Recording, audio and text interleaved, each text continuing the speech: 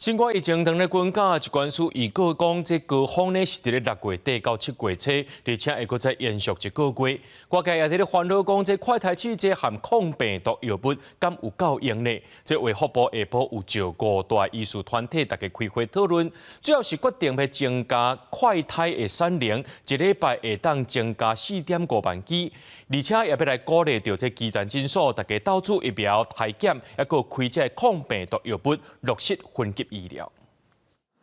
5日节连假结束，开工日第一日，病院的疫情真侪挂号看病人。现在疫情又升温了，就怕说是不是又新冠了？会担心说这种疫情升温吗？我当然很担心啊！你看我口罩我都加一层。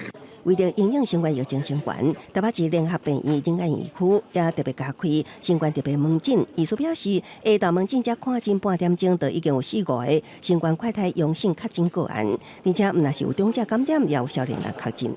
刚有一个年轻一点的个案，他是因为那个嗅觉跟味觉丧失的情况，他就觉得不对劲，他就有做这个快筛。面对疫情升悬，外界烦恼新冠家用快筛试剂加抗病毒药物敢是准备充足。卫福部第7日下到邀集医术工会专联会等5大医术团体召开会议研商，国际希望鼓励基层诊所导入主疫苗体检加开立抗病毒药物，以落实分级周期，减少急诊塞车发生。